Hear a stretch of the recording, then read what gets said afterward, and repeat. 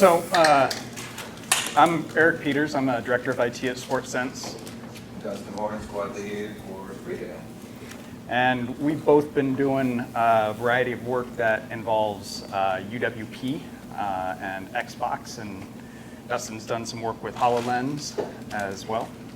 And so we thought we would share a little bit about our experiences there. I come at it from a very low level, more of a scientific approach, for lack of a better word, and Dustin comes at it from A little more of the hobbyist approach, so kind of the architecture, the 3D graphical side.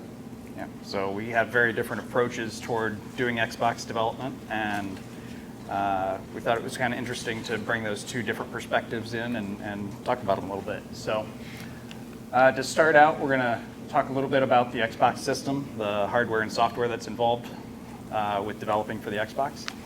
Then we're going to talk a little bit more about the actual development from our two perspectives, Dustin from the big picture perspective and me from more the, I call it the little things perspective. And then I'll have a little bit of a demo for code demo showing some of the Xbox code, and talk a little bit about the Xbox Live Creators Program, which is what I've been using to deploy to the Xbox. So to start out, we were going to show the retail version, but we couldn't get the update that 500 meg update that we're blocked on the firewall. But we were going to show the Xbox One versus One X and retail versus development mode. Didn't get that working, but they're basically the same core hardware for the most part. They have the One and One S has a 1.75 gigahertz Jaguar processor, which is an X64 compatible AMD chip, right? And One X has a little bit faster. They both have a little bit of RAM. It's not a huge amount of RAM, but it's really fast RAM. And then they have really high-end video cards, which is the big thing on Xbox is looking at their video cards. They have a lot of power behind them. And Dustin will talk more about how that affects the way that you develop for them. The biggest difference between the One S and One X is in the video capabilities. The One and One S both can do 4K, but it's not native. The One X is a full 60 hertz 4K support, which is really nice if you have a 4K monitor. If you don't, there's really no difference between the three. So the what's missing is, and when I say what's missing here, I'm talking about from the Xbox Live Creators Program doing software development on these things. From a programmer's perspective, you have no serial or USB access, no true mouse support. So if you want to do a desktop-like application, you're really limited because you got to run it through your controller for your mouse, and nobody does this with a mouse very well. Have you tried it? With the nubbin. Plugging in additional controllers, they're pretty limited on the number of controllers that you support. There are rumors that on the Xbox 2, which is supposed to be coming soon, that you're going to have a lot more controller support for the Creators Program, including mouse and the flight stick and steering wheel and all that. But the Xbox 2 is supposed to be out in, what was it, spring 2020, I think? And it's supposed to have a lot of really fast memory, going to be 4K standard. It's going to be heavily reliant on FreeSync, which we'll touch on just a little bit later on. And they're looking at possibly being cloud only for that, so no more DVDs and more mega downloads.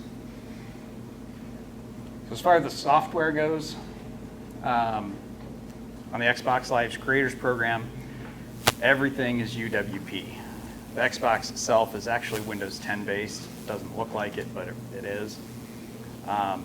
And to deploy through the Creators Program, you build a UWP app.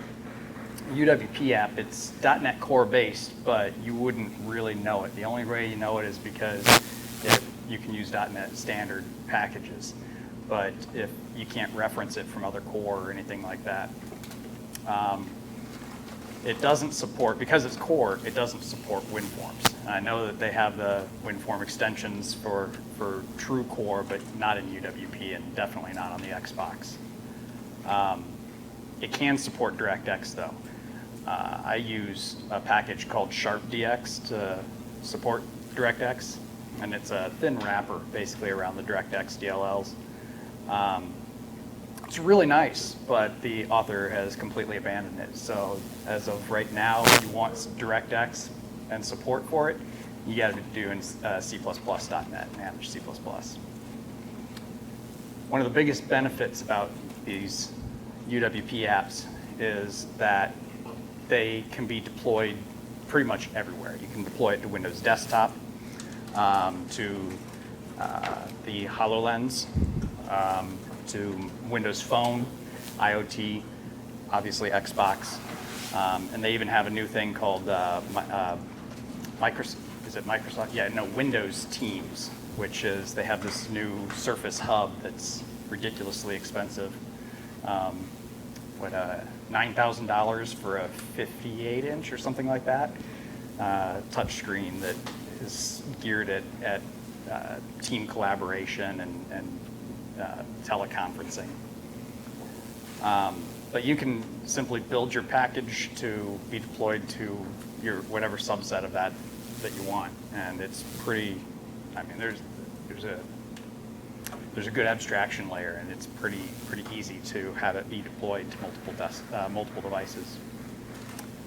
All your distribution is through the Microsoft Store, and so if you like having a little more control over your distribution channel, you can do side loading. I haven't got it to work on the Xbox, and on desktop I've got it to work, but it's really it's a lot of hands-on, and you're accepting signing certs, and it's kind of a pain in the butt. It's easier just to deploy it to the Microsoft Store, and I'll show that a little later on.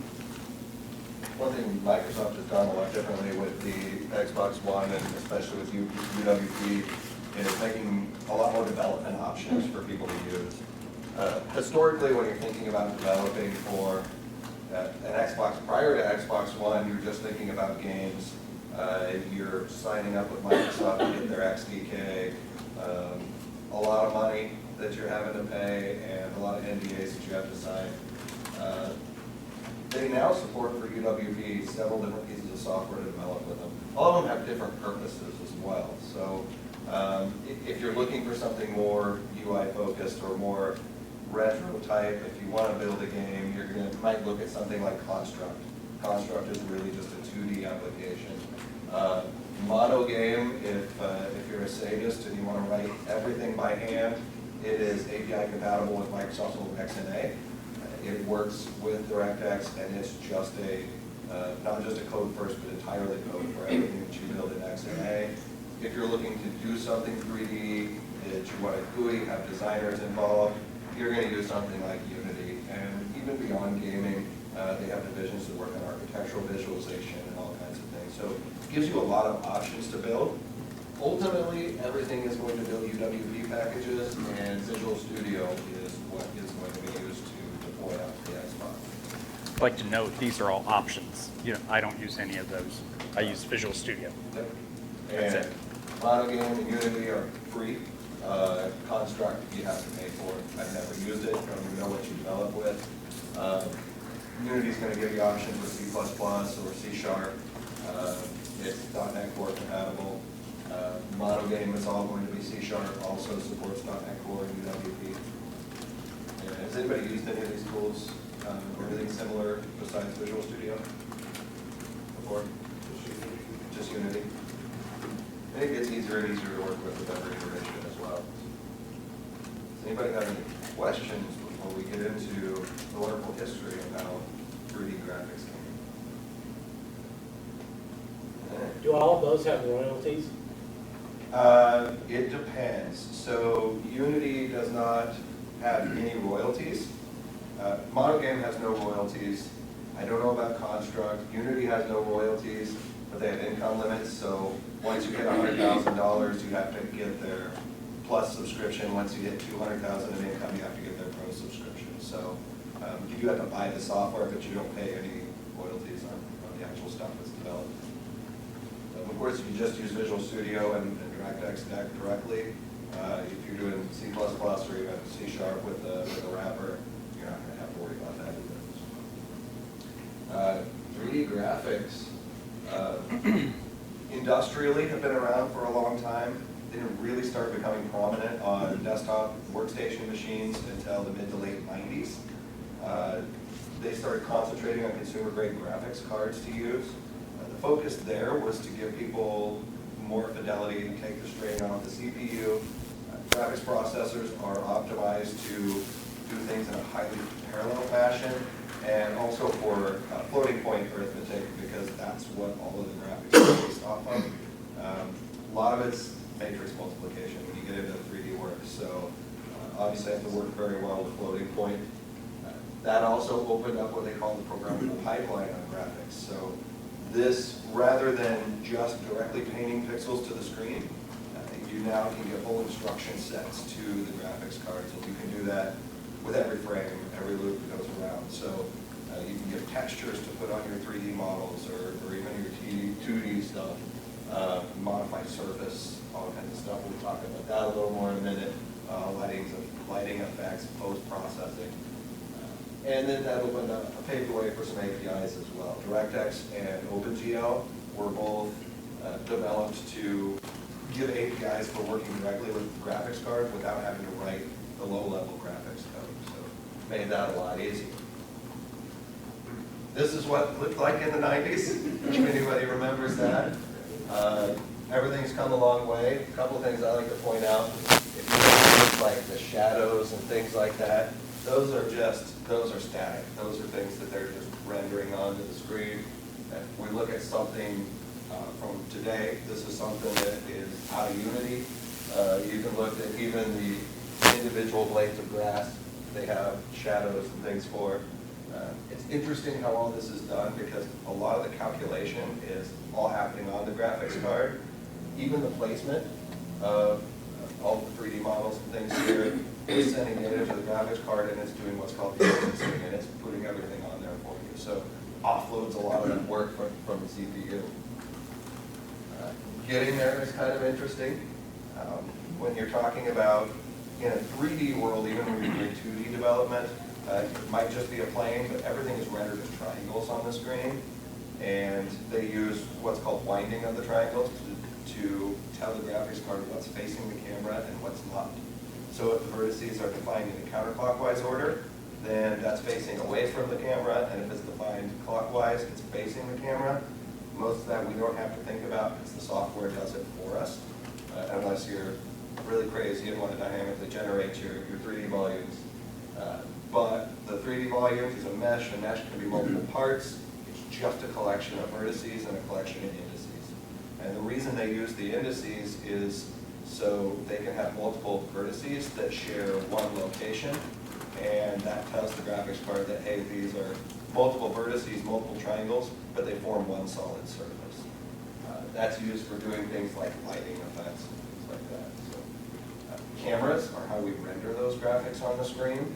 There are two primary types of cameras. It's either going to be a perspective camera, which is the way we see every day, where it scales everything for perspective, or an orthographic camera, where it renders everything like it's the same distance. No matter how far it really is from the camera, it's going to render it. So if you see a 2D games, they're going to use orthographic cameras. If you see the 2.5D games, they're usually using 3D models, but they're still using orthographic cameras, and sometimes from a slightly different angle.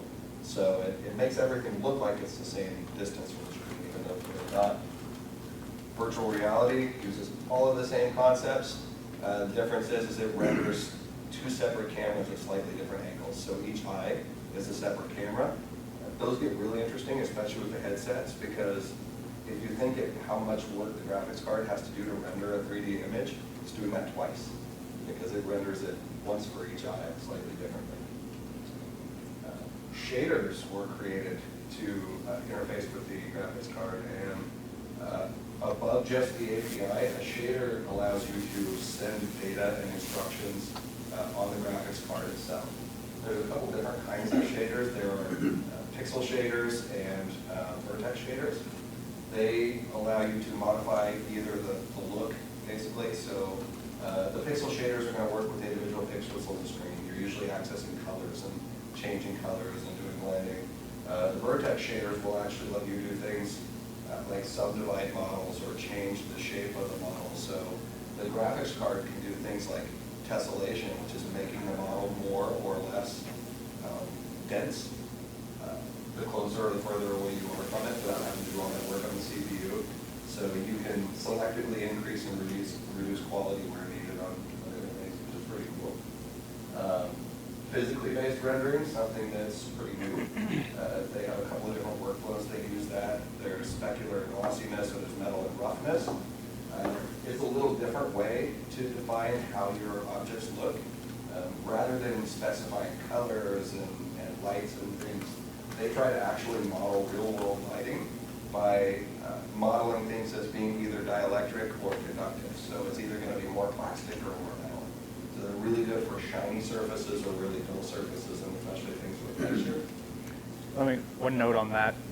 I know the PlayStation 5 was just announced, and when they're talking about that, they're talking about how they're heavy focus on ray tracing, which is basically modeling actual rays coming from the light source hitting the surface, and then based on the characteristics of the surface is how it will be rendered back to you. I'm assuming since PlayStation 5 is using heavy ray tracing that Xbox 2 will probably do the same thing. They haven't announced it yet, but that physical-based rendering is key to having ray tracing work at a really high quality level. There's some amazing videos out there showing the PlayStation 5. They have these big split screens where you can draw a slider back and forth, and it'll show PS4 versus PS5. It's amazing how much impact the ray tracing has. Even outside the graphics and things like bump and tessellation that modify the shape of your models, one of the biggest advents was compute and using shaders to actually do computations. So sometimes there are heavy computations you need to do, and especially if it's not a highly graphical application that's going to need a lot of graphics rendering power, but you have a lot of complex computing you need to do, you can actually offload that work to the GPU. For a while, a lot of the Bitcoin mining and things like that are using the GPU is really that's how they're handling it, is telling the graphics card, hey, I want you to do these computations for me. Because it's going to do it really heavily in parallel, and it's optimized to do that kind of math. So it's a lot better than the CPU. The problem is, all the fidelity that you have here, the more realistic you make it, the more things you add, the more things you're rendering, it's going to have a cost. So not always going to be doing that for every application. What we really think about is what goes into a frame, because if anybody has any questions before I go there. Yeah, have they started to utilize any higher level languages for the shaders? It used to be shader ML, I mean, basically a special type of... It really depends. At the base level, they're CG, but different applications have different shader languages. Unity kind of has their own shader language they use, where they abstract a lot of that away. But it makes it a lot easier because it allows you to expose parameters that you can then edit through C# and things like that as well. Microsoft is trying a little bit of it, or somebody has with extensions to let you write shaders in C#. Doesn't make a lot of sense because the data types in C# don't really map to the small subset that are available, because you're working with matrices and texture arrays and things like that. So it doesn't map very cleanly, but there are some options available. I don't know what they all are. I don't do a lot of it. It's all pretty voodoo to me. Yeah, I agree. It is very difficult, I think, to utilize that feature. So, we talked about what goes into a frame. So when you're rendering your graphics, whether it's on something like an Xbox or a PC or whatever you're doing, you can almost think about it like the old WinForms development where you had to repaint. repaint your windows. It kind of works the same way, only really quickly. So it's like a high-speed camera shutter. Every frame is going to be doing everything you need it to do. You've got physics calculations, artificial intelligence, you need your particle simulations, your audio you need to do. If you're doing level of detail dynamically, and communicating with the graphics card, your user input, any of your other business logic that you might have. If you're running at 60 frames per second, you're doing those things 60 times. So you can code to do them less frequently if needed. Oftentimes, a lot of these things are done in parallel, but the results still have to be synchronized back. So it really is pretty impressive when you think about what goes into every 1/60th of a second as that goes. It takes a lot of work to make that stuff render. And Eric will get into that here a little bit next, talking about some of the challenges he had. Biggest takeaway, there are a lot of different options. We had the old school where it was writing directly to the screen. Now we have a lot of options that allows us to do 2D and 3D development using other different tools. Sometimes it's desirable to still draw directly to the screen. And that's where those APIs come into play. So if we think about DirectX in general, it's divided into a couple pieces. You're using something like Unity that's using DirectX, you're going to be using Direct3D. If you're not, you're probably going to be using Direct2D, and you're going to be drawing directly to the screen. Which is what I use, Direct 2D, subset of DirectX, almost exclusively. As Dustin said, using the higher level frameworks they produce beautiful graphics, and they produce a lot of feature-rich capabilities for a game or an application developer. They abstract the pain, but they take away some of the freedom and control too. Yeah. So some of the big constraint that those higher level toolkits impose that for my needs weren't acceptable was I needed a really solid understanding of the input and output timings of the application. As Dustin was talking about, 60 frames, that's only 16 2/3 milliseconds at 60 hertz. That's the standard rate. There's some other frame rates that the Xbox will support, but generally speaking, 60 hertz is pretty typical. For your application purposes, requirement. And for my application purposes, it's a requirement because I keep very close control over that timing. So the type of application that I'm developing is something that I did a long time ago on CRT monitors. And on a CRT monitor, it literally has a beam that shoots from the upper left-hand corner, and I'm facing the wrong way, so it starts in the upper left-hand corner, and it comes across the top line, and then it goes back to the left, and then it paints the second line. It does this all the way down to the very bottom, where it hits that bottom corner, and then it has to reset back up there. Well, that reset phase took time as well, and they called that the vertical blank. And you get an interrupt that would, let you know that was happening. And you could do on that CRT, you could do some really precise timing of your display rendering because you got that VSync or VBlank interrupt. So traditionally, I knew that that's what I wanted to look for. And so when I was looking through DirectX, I saw they had that. They had access to that. XAML does not, WinForms does not. I couldn't find any other technologies that would give me access to that. So I started coding with DirectX using the VSync so that I could time my responses on the screen. I almost just went with that because I've done this on CRTs, but I'm not using CRTs anymore. And I had a few questions like, how long do the pixels, how long does it take for them to light up or to fade away? And I wasn't actually sure if if LEDs and LCDs worked in the same way as CRTs. So thankfully, I decided to do some testing around that. And so what I did is I had and I've got this if anybody wants to look at it afterwards. It's a USB Instruments Stingray is what they call it. And it's a USB oscilloscope. So I ordered some photo transistors off Amazon, and I taped them to the four corners of the monitor, and I hooked up this oscilloscope to there to monitor what voltage I was getting out of these photo transistors based on the light on the screen. And what I found out was, there was a lot that I found out about this. So basically the oscilloscope shows you, I hope this is visible, the oscilloscope shows you these lines based on the readings that we get from the electronics.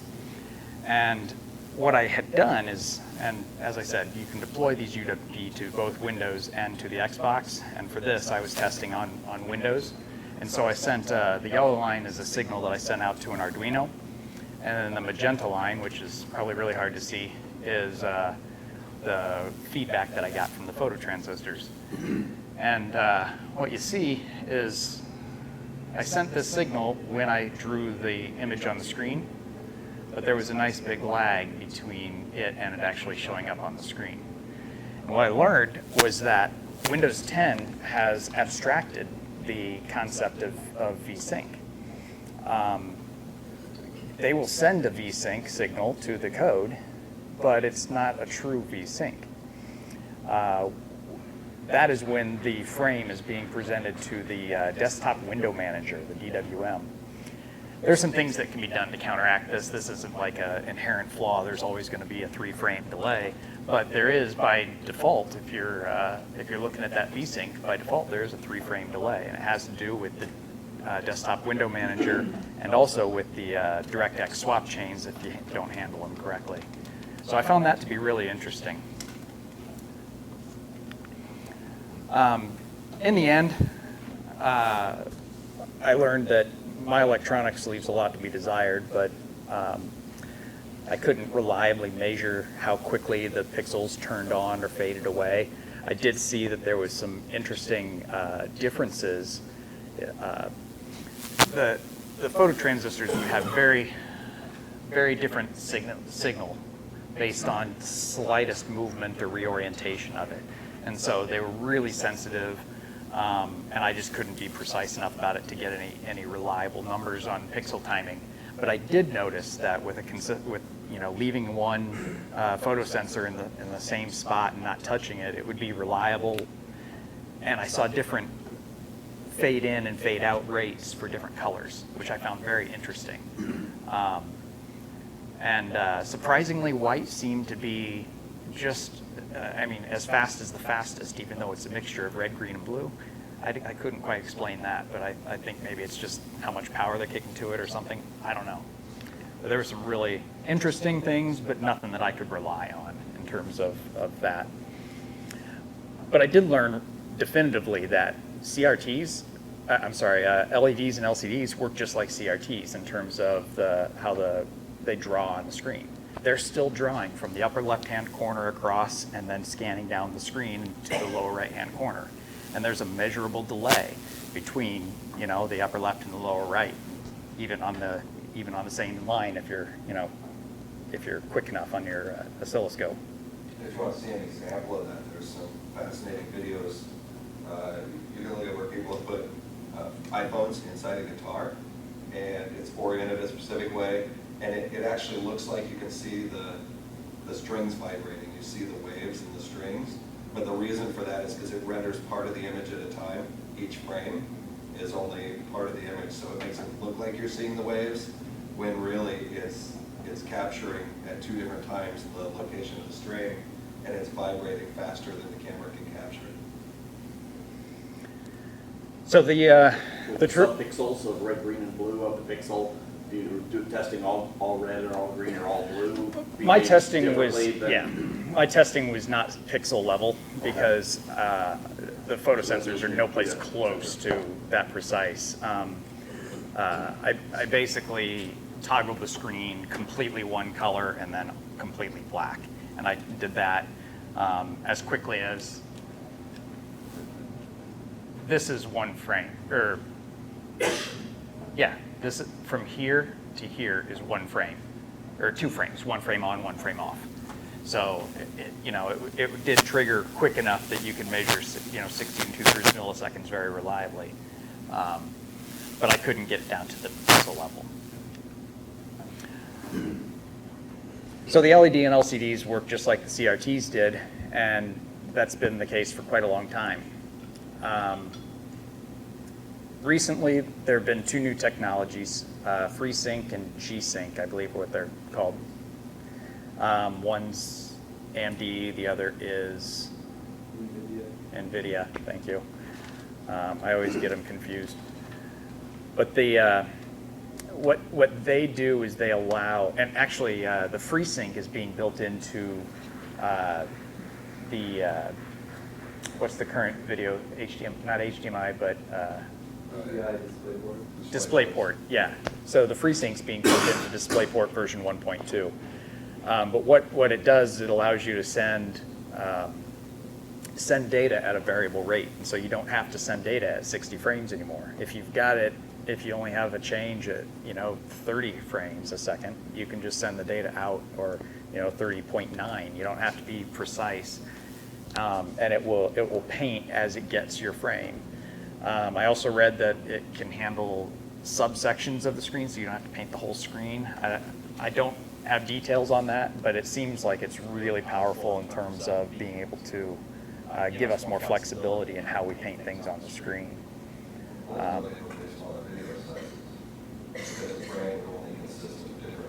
Of the differences. So that, it might be changing, but as it is right now, LED and LCD works just like the CRTs. So basically, I got a whole lot of nothing on my output timing, other than I basically have to be really careful. Found a way to work around my lack of timing, but it's really hard to get super precise timing without bringing in screen tearing. You can get better timing if you tell it to paint when it's halfway through a screen, but then you might have things that are shifted. I don't know what time is it? 6:39. I might just hold off on this code demo. Do it all at the end. All right, so output timing. Do we have any questions on the outputs? As I said, I wanted both output and input. Earlier I mentioned that from the code, we don't have any way on the Xbox to send data out of serial port. They've locked down all the USB ports. You can't write to them. And I found nothing on here that will allow me to send data out to like an Arduino, like I did with the desktop machine, so that I could have a signal to time against. So I love racing games. I was sitting there playing Forza. I've got a steering wheel and taking a corner, and the steering wheel's shaking, bouncing my table all over the place, and I realized, hey, there's an output. You got to send a message to the controller, and these have vibration motors in it, and I hadn't thought about that. So I decided to try and see if I could turn an Xbox controller into something that I could send a baseline message to do some timings. So I took apart a controller, and I brought the controller that I took apart with me, so I can show that if anybody wants. And I found that it's got two big motors on either end. And there's actually a couple others that are hidden from this picture, but under the triggers they have 4 motors in here. And the motors have a lopsided weight on there, and they send a signal to those motors, and that thing bounces around. And if you look carefully, you'll notice this one's much smaller than that one, which is kind of weird. It gives it a non-consistent or a non-uniform feel to the vibration. So I yanked that apart and saw that, and I decided, well, let's see what I can do. So and if anybody's a good solderer, you're probably going to laugh at this, but I had giant blobs of solder here and here, and then I found the buttons, the trigger buttons, are up here and up here. So I put a blob of solder there and ran some wires out, and I really love this controller. I wish I could make it work like that. That would be fun.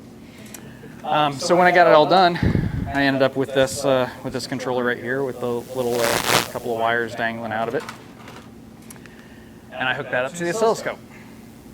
So on here, what you're looking at is the magenta line is basically one of the bumper buttons. These are just an on-off button, no variable to it.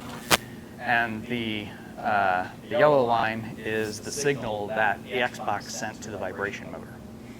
And so when I hooked these up to a transistor, and when I received the electronic signal for vibration motor on, then it pulled the button to ground, and that sent a message back to the Xbox saying that that button is pressed.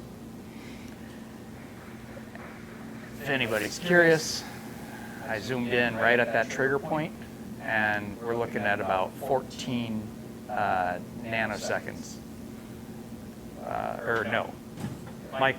Microseconds.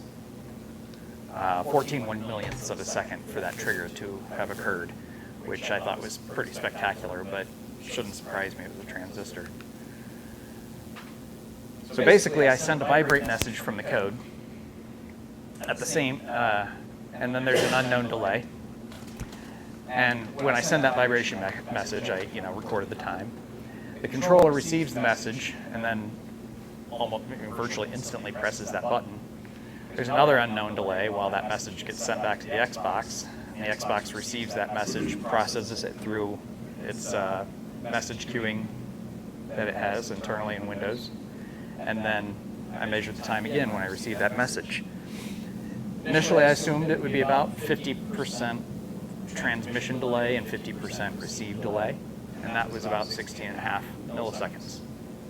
The couple standard deviations of 2 1/4. So it's really tight, a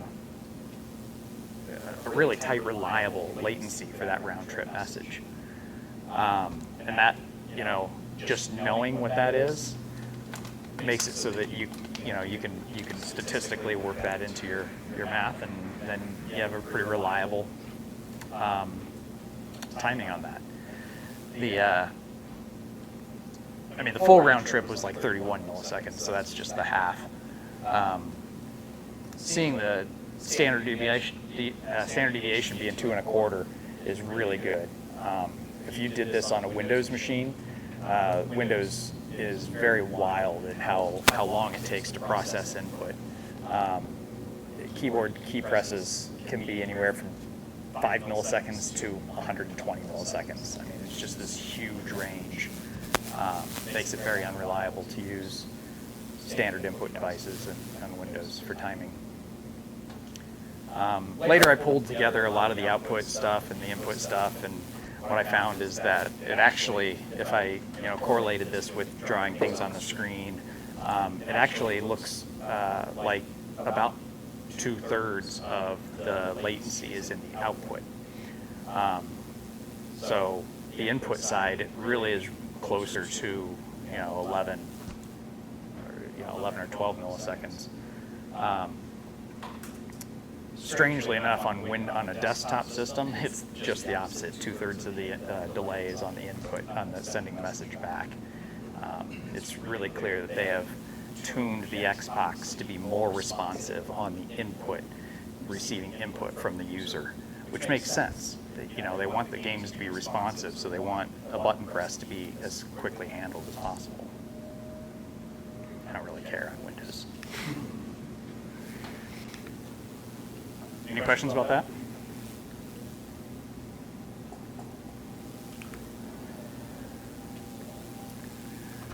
So, talk about deployment a little bit. There are 2 well-documented Xbox developer programs. There is the ID at Xbox program and the Xbox Live Creators program. I have a pretty strong suspicion that the Epic Games and the big name manufacturers, they probably have a different program altogether. They don't work through these programs. Yeah. direct publishers. Yeah. But the two that they talk about are ID at Xbox, which is a highly curated, heavy-handed process to get into Xbox development. And then there's the Xbox Live Creators Program. The Xbox Live Creators Program, I think, is really new. I've only been aware of it for probably the last year. It's fairly new. And it is super cheap, $20 for a person, $100 for a company, and it's a one-time fee, not an annual fee like Apple likes to do. It's intended for indie developers to, do some games. It's also intended for businesses to do line of business applications on Xbox and Windows Store. The one thing about Xbox Live Creators Program is they do have some special requirements. You got to hook into Xbox Live. Not necessarily the gold where the customers or the users would have to pay that subscription, but you do have to show the gamer tag and some things like that on the screen. Interestingly, many years ago, when the Windows Phone was pretty new for the newer iteration of the Windows Phone, I had purchased a developer license for the Windows Store at that point. Microsoft actually ported that over to the Creators Program. So if you have an old Windows developer license for like the Windows phones, that already will apply to this. You'll be able to log into the account. You won't have to pay another license. So the ID at Xbox program has everything that the Xbox Live has. They also bring in a lot of additional features. I can't speak to this with any authority because I do not have an ID at Xbox license. But they do have achievements, online multiplayer. In theory, they give you more access to the hardware, so maybe hooking into an Android would be a possibility.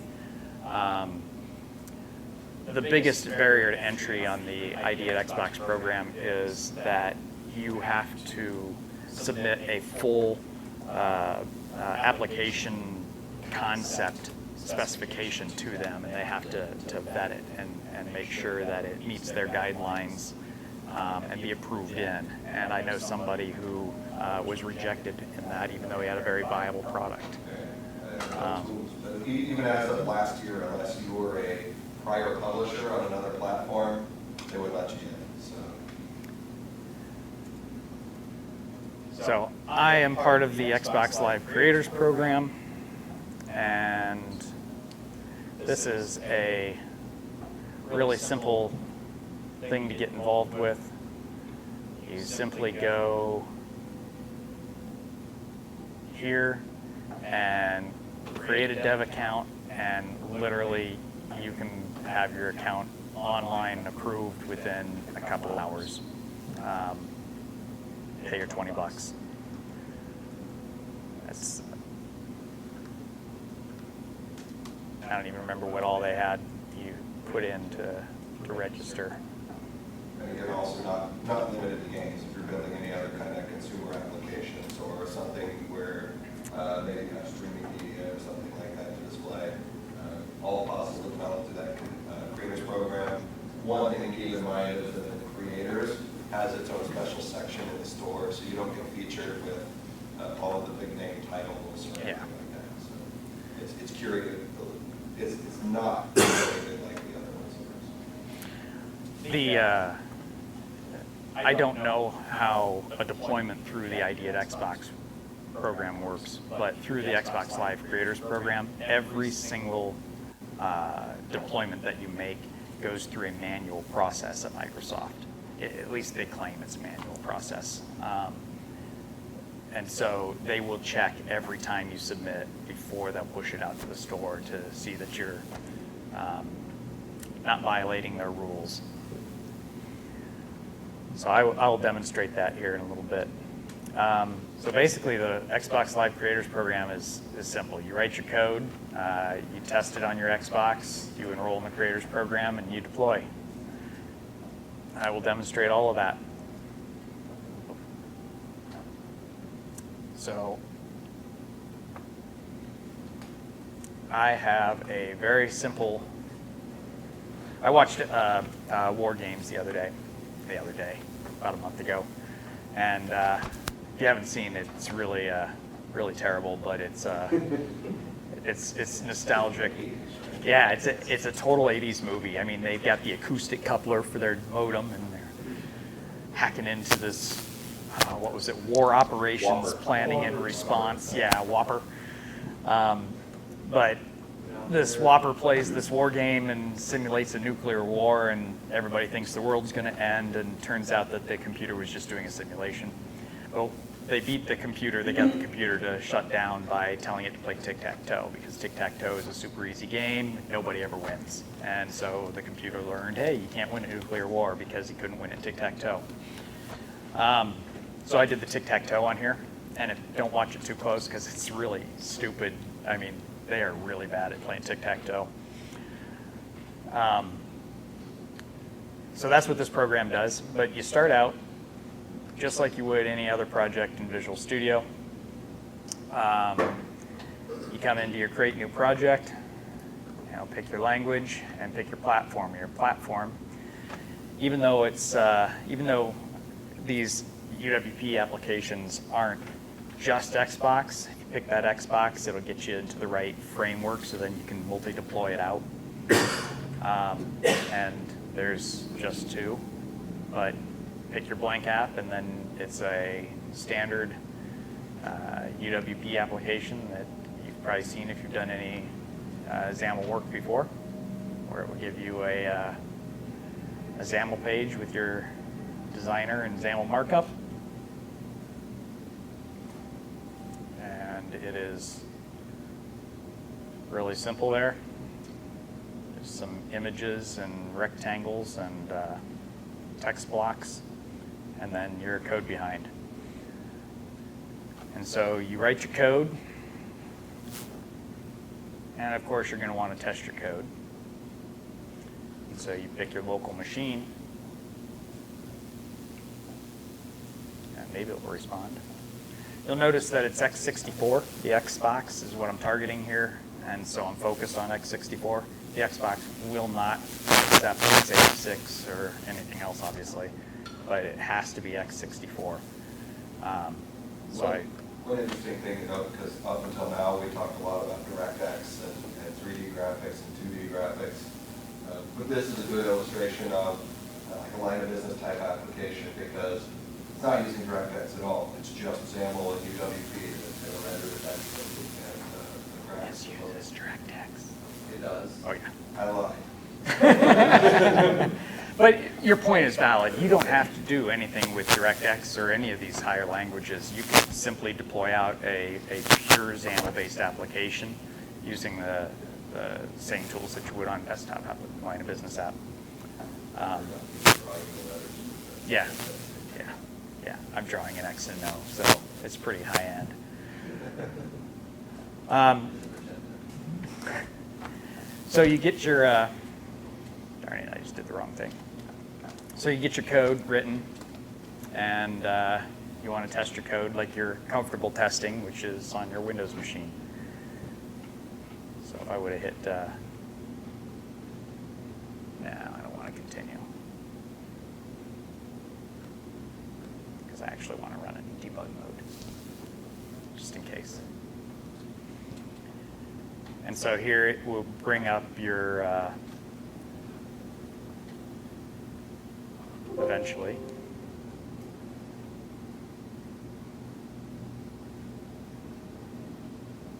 And it's not running in, it doesn't run these in any kind of emulator. It's a regular UWP application, so it installs it and runs it on your machine, which is why you get the warning about the app being already installed.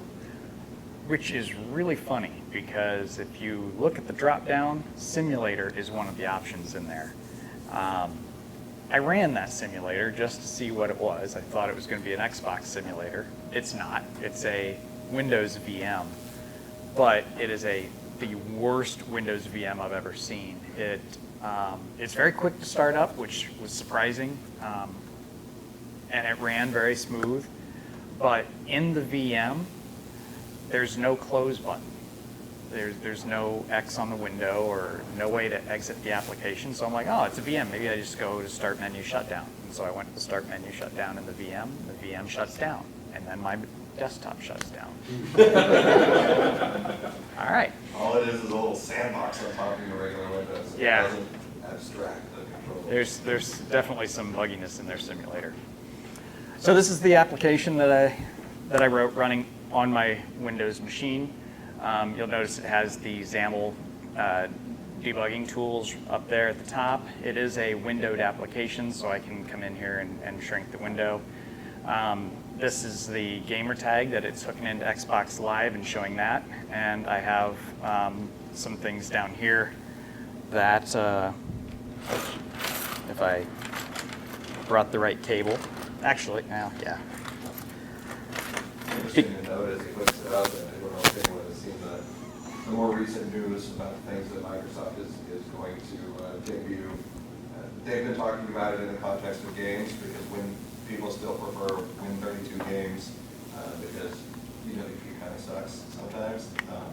But they made the announcement, I believe just today, that they are going to start putting Win32 games in the Windows Store in addition to UWP applications. So I would imagine that will extend to regular Win32 applications as well. So. I normally plug in my controller when I'm doing desktop work because then I don't have so much confusion between which is connected to which, but it does attach to your desktop through Bluetooth as well. And I blow up. Must use an HDMI monitor with the ability to refit. Oh, I'm not going to be able to demo this. Flip your laptop around. I'll just, yeah. Presentation mode. Here, I'll just. We practiced this heavily. Yeah. Yeah. Live demos are the best demos. That's right.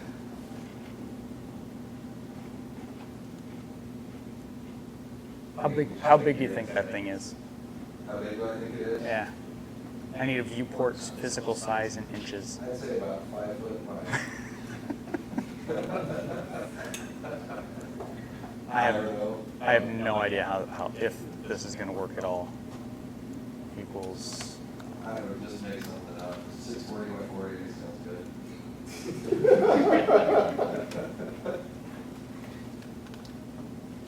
You know what?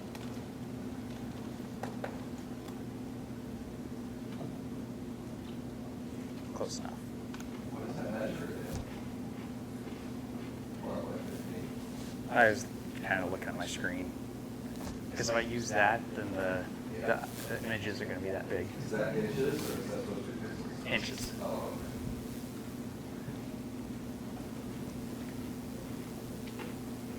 okay. There we go. That works. Those are your hands. Oh, it probably doesn't even use it. So, You're stupid, you don't want that. I know. I told you. I told you. This is the most brain dead version of tic-tac-toe ever. Is it just random? No, but it's always a tie. Oh. Because I had the Model Whopper, right? Yeah. I actually didn't even notice that it wasn't playing smart until I was prepping to go talk to you the other night. So, there we go. That's like, it's like a solitaire if you actually win. So the whole point there just being that you can run this on your desktop just fine, and then the next thing you want to do is you want to test it on your Xbox, and so I'm going to push it over to a remote machine instead of local machine, and under the project properties, you have a remote machine startup setup, and you put in your name or your IP of your remote machine, and it will deploy out to there pretty simply. So I'm going to start this on here, and then I'm going to switch the monitor over because this takes a second. And one interesting thing to keep in mind too, this is whether you're doing it straight from Visual Studio or using something like Unity, That'll allow you to target specific Windows SDKs. You might sometimes want to not use the brand newest Windows SDK for UWP because the Xbox might not have that SDK on it. So in our case, it's running the newest, the Xbox is updated, so they have the same version of the SDK on them. But if you run into that issue, it gives you a pretty cryptic error. It just says, hey, we can't run this dummy. And it doesn't tell you that the SDK is out of date. That ran way faster. Well, it took longer to connect up than I expected, so I'm going to kick it back out. I know this is a little hard to see.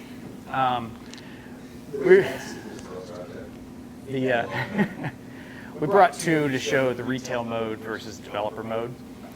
In retail mode, there's an app in the Microsoft Store called Dev Mode Activation. Super creative name.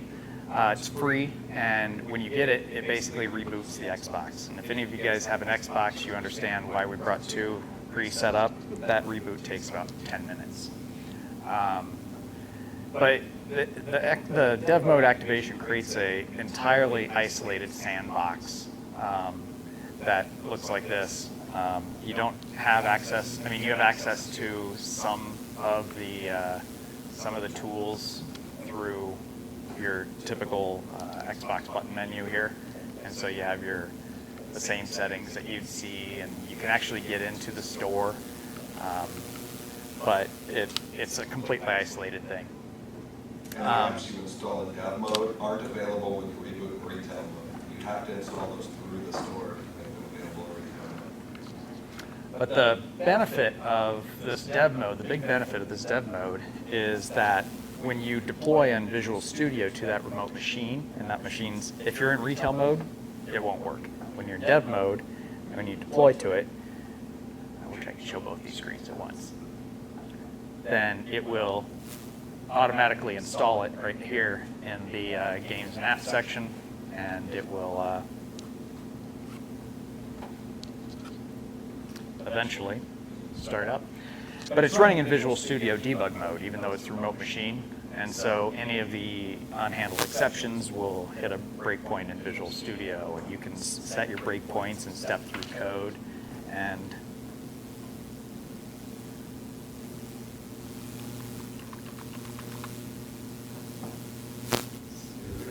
oh, there we go. Good. I thought maybe changing those dimensions. Yeah, I did too. But you can run the. It did. Nope, nope. There's something. Okay, I know what it is. It's trying to. We had network problems this afternoon when we came here to set up, and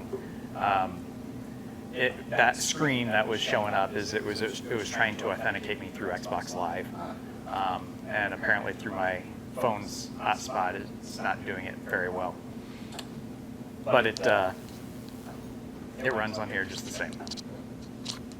It's a big no point. Interestingly, you should run that other app real quick. Can you see real-time output in your Visual Studio? Yes.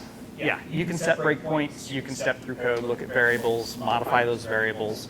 You cannot do edit and continue. It would have to redeploy and re-sign the code. But you also might notice there's this remote access down here in the corner. Let me see if I can demo that, because that's pretty cool. And the nice thing with the UWP applications, if you want to do graphics level testing, like testing the frame buffers, graphics buffers, there are tools in Visual Studio for doing that with DirectX, so that you can capture those frames and debug those graphics frames. I never used them. The docs say they're there.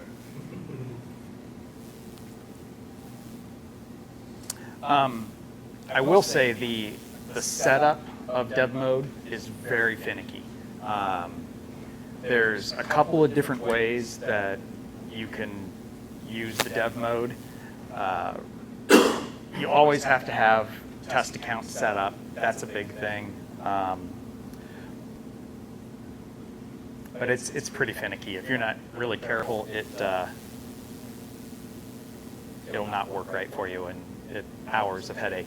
What was the deploy size of your application? Oh, tiny. Something like 40 meg, 50 meg. Another thing that gets interesting, so you deploy about 50 megs.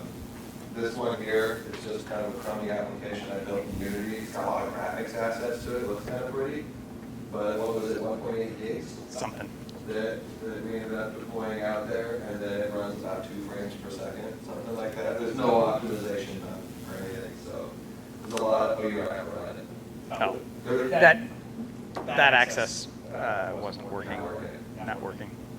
But basically it shows you your CPU utilization, both in your application, how much your application is using, as well as the system as a whole. And it has all of the different, what do you call them? The video card render units, render engines, what do you call it? But anyway, it shows you your video card processor use as well. This is a very, very quick, why don't you talk about this? It's just a really quick, dirty demo. It's kind of interesting because it doesn't run very well. It looks pretty. Eric's running around with the controller.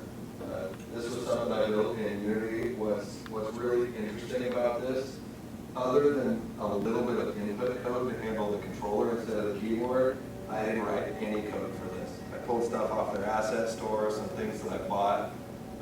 It took what, an hour? Yeah, maybe. I had a tool that generated the terrain. There's another one that does all the vegetation. You can set up biomes, all kinds of stuff. And I wrote zero code, did nothing.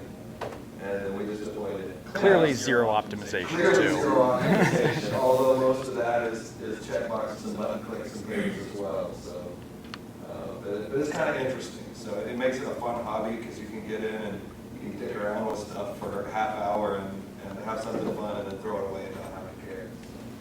So if you deploy this, is this in debug?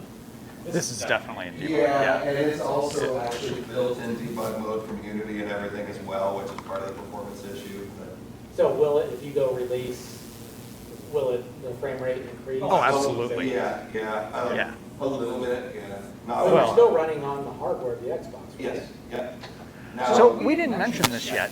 The CPUs on the Xbox are not very powerful at all. iPhone has a GPU. faster CPU than the Xbox does, so this here is very CPU bound.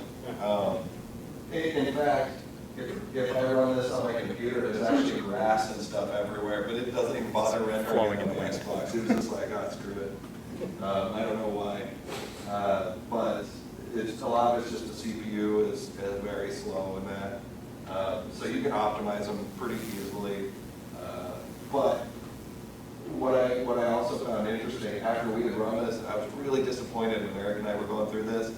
I went home and I ran the same UWP app on my laptop, and it ran just as bad, just as poorly. So it's something very specific to the way it's using UWP in that. I built the same demo as just a Win32 application, and then it flies. It's just fine. So. Can you get an idea of what the final performance is gonna be? I'm thinking like, so There is a- simulator, iPhone, you know, your performance So- sucks, you go straight to the iPhone, you're right on the hardware, you know what it's gonna be like. Is it similar here? To a degree, some of it you just learn what things to optimize, so how to not render things that aren't on the screen, and how to use instancing, so the CPU is not sending all the 3D. A lot of it's bandwidth, because the CPU actually has to take all those 3D models, all those buffers, and send them to the graphics card. But things like instancing, the graphics card actually, you send it one copy of the 3D model, and it puts it everywhere that it needs to be. And I don't know how that works, but it does. When this was building, it was giving warnings that it was not pre-rendering it for the graphics card, that it was going to be CPU bound. In Visual Studio, if we were to have optimized it, turned on some of the optimizations, built it in release mode, we can deploy that release mode through the dev center and still test it and see what it would be like exactly. In the through like if I were to go to the store and download it as a Yeah. customer or something? Yeah. Okay, that's, Yeah. Unity also supports deploying through the Dev Center, and they have a debugger in their editor that you can attach to the application that will show you where you've got garbage collections happening, and where your graphics are taking a long time, and you're not getting any batching and that sort of thing. So, in my opinion, UWP is way more useful for building a business type application like what Eric. I don't know how much you can talk about it. I don't know how familiar you guys are with what SportsNet does. It's pretty cool stuff. I'd be happy to talk about it, but not here. Because I'll just keep talking about it. No, that's not what I wanted at all. Stop.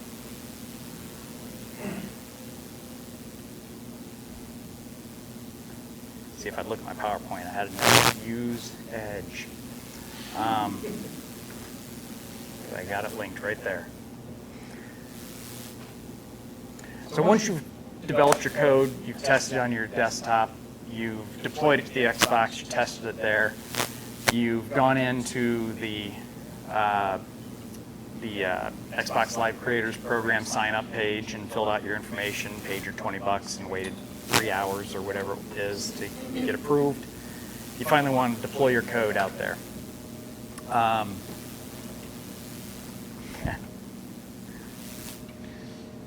Am I still working?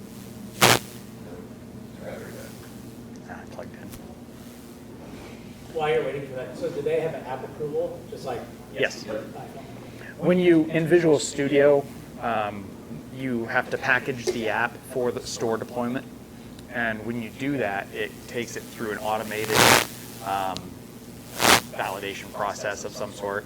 And it will actually pop up your application 3 or 4 times on the screen, and it's interacting with it. So it's the certification kit, the same thing Yeah. you use for Yep. regular UWP apps, or that you used for the phone apps or anything in it. So it tries to make sure that you meet all the requirements. So do they have like design guidelines, all that stuff, where they'll fail you or So, deny you? like, making sure you're not using stock images for your thumbnail images, and you have to have a unique product title and that sort of thing. But I don't know how in-depth the checking gets, but it does execute the application, make Yep. sure it doesn't crash. Yep. And it probably tries to make sure it's not trying to break any security sandboxes. Yeah, and it looks to see that you're logging in through Xbox Live, and there's a variety of things that it checks. And you can't submit it unless you go through that certification tool. Once you submit it, it then also goes into their own probably more rigorous automated test, and then a manual test where somebody will actually log in, and you have to send them instructions on how to use the application so that they can verify it. Really, I think they're looking for, is it porn? Is it, is it, something that you didn't declare? Is it using Xbox Live? Are you trying to, is the age rating appropriate? So, I mean, nobody's even commented on mine, so they just let it go through. So the way you deploy through Visual Studio, you package it for a store. I'll show that if we have time, but we're kind of running out here. So once you have your Xbox Live Creators Program account, then you have access to this Partner Center. And in the Partner Center, you can create a new application and submit it to the store. I'm just going to show you this one, which I actually submitted. It takes 24 hours from when you submit it for it to actually show up. I've had it happen in just a few hours, but generally speaking, it's about a day delay. What was the initial approval time? For my account, or for the initial application, it was long for me because I screwed up. But if you follow the rules and do it the right way, it only takes a few hours. So I'm going to show you this submission, show you the details in this submission, and not worry about actually doing it. Just to give you an idea of what you're looking at. The first time through is pretty intense because there's a lot of different sections with a lot of detailed information, but updates to it are pretty quick and easy. when you're first setting it up, obviously you're going to push it through the store, so you want your pricing and availability to be in here. And what this will, I mean, it's a global market that it will be potentially deployable to, and potentially deployable to everybody. For this, I certainly didn't want this to be in, the Xbox store around the world. So I created, I take a tangent here. This Partner Center website is a steaming pile of garbage. And on a dial-up network, it's really not working very well at all. Anyway, you can't really see it, but if it would fully load this page, it would be showing you these are basically user groups that I created in my Partner Center account. And I put in his email address for his Xbox Live account and my email address for my Xbox Live account. And by doing that, I checked this box here, and I selected private audience. When we, in retail mode, go to the store, we see this app, but nobody in the world other than us does. So you can really finely control it. There's some really interesting aspects to those groups. You can build groups based on how much the users are spending per month. So you can target an application to people that spend money in the Xbox store. You can, there's all sorts of different metrics that you can use to build these groups, and you can have different versions go out to people that spend more or whatever. It's really interesting how they're targeting these groups. Do you get crash notifications or usage statistics?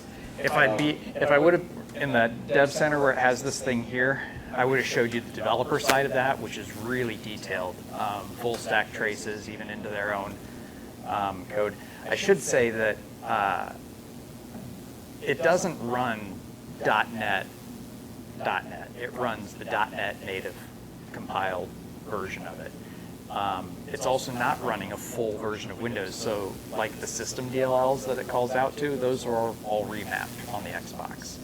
And so even though you do get full stack traces, it's sometimes very foreign because you're used to looking at it on a desktop environment using the .NET framework, and when a .NET native toolchain compile it down and use different DLLs, it kind of looks weird sometimes, and it's hard to.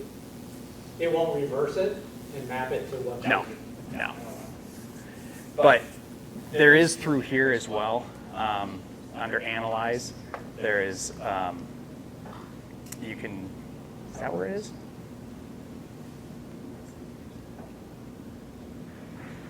That's not where it is. Somewhere in here there is that through the store as well, through the Partner Center for when you're in retail, that you can see crashes and.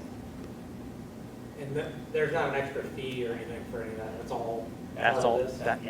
That $20 covers all of this for life, which is ridiculous. I was curious whether I could get this to show up as in a store search on my phone. You should. I had Oh, I didn't deploy it to phone. You have a Windows phone? No. In the web browser on the Xbox store. I'm not able to see it from the device. You do too, Justin. The answer is yes, and the pages aren't loading very quickly. So you have it both in dev mode and retail mode. And it will also give you analytics on who's acquired it. You can break it down by demographics. There's a lot of really rich analytics in here for that kind of information, good and crash. All right.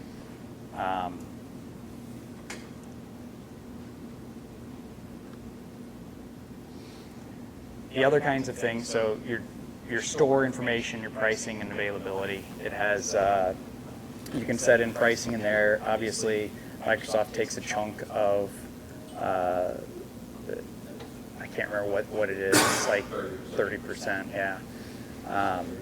It drops down if you make a significant amount of money, but you can do add-ons in-store purchases through the UWP, through the Xbox Live Creators Program.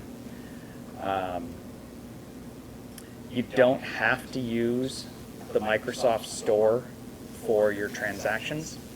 So if you want to host your own e-commerce system in AWS and have your Xbox application reach out to your own e-commerce system, you can do that. It is absolutely within the realm of So their... in-app purchases, things like Yep. that? Yep. And they don't take a cut of that? Nope. Wow. And it's explicitly permitted in their terms of use, which differentiates them from any of the other stores out there. So what would be the benefit of doing it through the Microsoft? They have a really rich support, and I think they're trying to push you towards using their own through their analytics on here. I wish this site was working better through my hotspot, because the analytics are really impressive. You can, running through their ads are cheaper than Google. They have an ad platform? Or They have a built-in ad platform, so you it's can targeted? generate. That's what? Targeted? So demographic? I haven't used it, so I don't know how, feature-wise, how it compares to Google or Apple or anybody else, but I know on the Windows applications, it does target, it links to your advertising ID unless the user has said not to. I don't know on Xbox. I would assume it's the same program, but I don't know how that linking works. They may be a little lighter on how much tracking they're doing on the Xbox side than on the Windows side.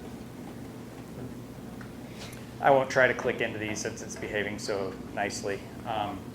Properties is basically giving categories and claiming what types of interactions you're going to have with the system.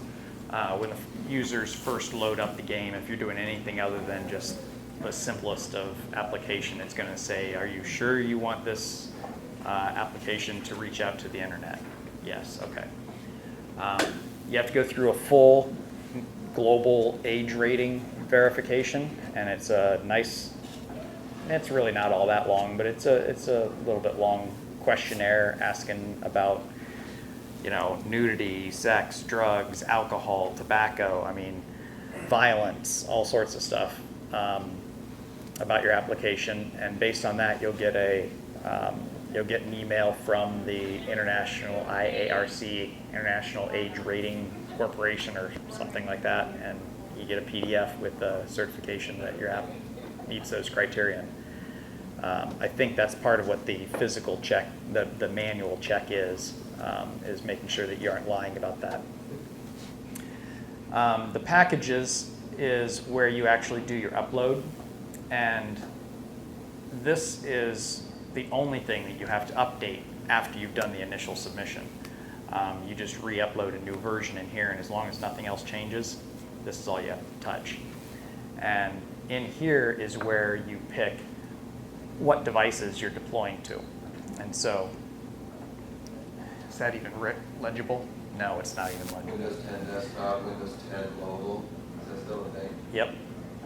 Windows 10 Xbox, Windows 10 Team, holographic, Windows 8.1, and Windows Phone 8X and earlier. So there's quite a few platforms that you can target. Obviously, 3 of them are mobile, two of them are mobile and one of them is Windows 8. So there's really only 4 viable platforms here. Well, nobody has a HoloLens except for Dustin, so I guess there's only 3, and nobody's going to spend 10 grand on the giant Microsoft Surface. So Unless somebody wants to buy a HoloLens. yeah. But you can also have fallbacks. So you can if you release a new version that has new features, you can leave the old version in there, and if they use a less capable system, it will fall back to the older version. So it's pretty cool. You can also make the updates mandatory, so the users can't use the application until they update, which is really helpful if you're a small shop like the one I work at, and you don't have the resources to manage multiple current production versions. you can make it mandatory, and then you know everybody that's using it is all using the same version.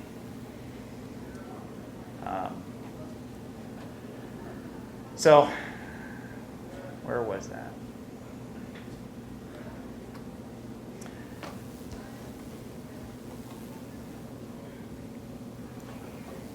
Store listings is basically just your icons and text on how it's going to appear in the store. Xbox Live Creators Program, I don't even remember what was in there. I think it just shows that because we're a part of that. And then your submission options is where you write up a statement saying, this is how you test it. And yes, I agree to all your limitations. Once you do that, and then when you're doing this for real, there'll be a submit button down here, and it will put it through the process, and about 3 hours later, you'll have your application up in the store, and slap an ad on there and have the dumbest application in the world, you still might make some revenue. So, I think that's that. Any more questions about this?